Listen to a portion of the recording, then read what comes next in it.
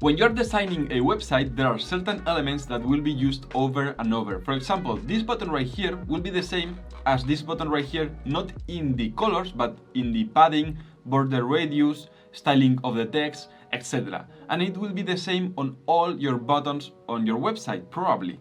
Maybe you only want to change the color, or if it's a solid or outlined button, etc. So in this case, what we do is we create utility classes that can be combined. So we have a main button class right here, which adds the padding, the text decoration none, okay, so it removes this decoration from text, okay, and it adds a border radius, opacity, inline block, and margin top of 1em, okay, and this is the same in this button right here and in this button right here and every button you create. So this has the same button base class, and then we apply a second utility class, in this case button secondary, which adds the background color and the text color. But maybe we want to create a class called button outline, for example, and instead of adding a background, we make a transparent background, the text of the color we make it white, and then we add a border of 1 pixel solid white, for example, or 2 pixels, okay, like this.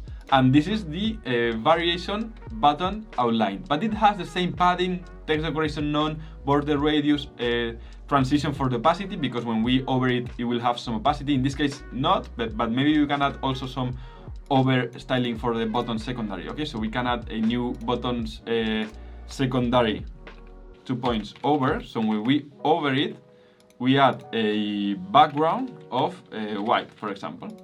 Okay, so now when we over it, it's okay, and the color of the text will be red, okay, in this case. So now we have this functionality right here, and we will need also to add a transition of color, color 0.3 seconds, and it's, for example, like this, okay, and now we have this transition. Great, this will be added with this button secondary utility class, but the main class will always be the same. What's the great thing about this? Well, if we want to change the padding of all our buttons, instead of 1em to 2ems and here 1em, okay, so they are bigger, and maybe the border radius will be now 50 pixels, so they are completely rounded. It will be applied to all our buttons, this one right here and also this one. As you can see, only changing one CSS class, we change the styling of all our websites. So if we want to make a redesign, when we want to use these rounded corners, it's very easy to do. And we don't only use it for buttons or text or containers, we also use it for the main layout of our website. So in this case, if I inspect this section right here, you can see it has a container class, okay?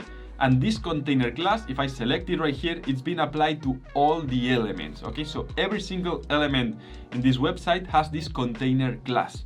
Why? Because this defines the main layout. So in this case, we always want to have some separation here at the left and here at the right. And that separation is being applied by this container class because it defines a width of 90%. So there is always 5% of separation on each side.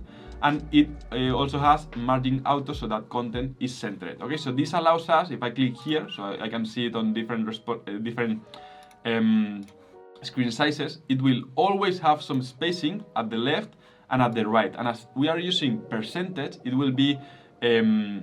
will always be responsive because it will adapt to the screen size. If we have smaller screens, the separation at the left and at the right will be smaller, so it will adapt this to the screen.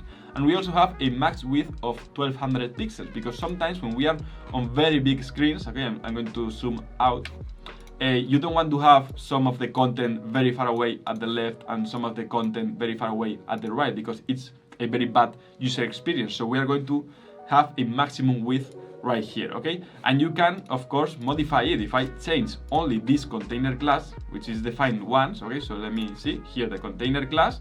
If instead of 90% I want 50%, now I have a very narrow content. Or maybe I want to add a 100% and add some padding in line of 20 pixels, so I always have 20 pixels. I want to have the same spacing on mobile devices and or on screen on big screen devices, or maybe I can add media queries, which is something we will learn later on to make responsive designs. Okay, so I can change only one class and it applies to everything. Okay, so that's something we're going to be using in this website. Okay, utility classes that will be created once and applied many times. So if in a future we want to change the looking or the layout or maybe a button or whatever, we can change it only once and it will be applied to all our website. Okay,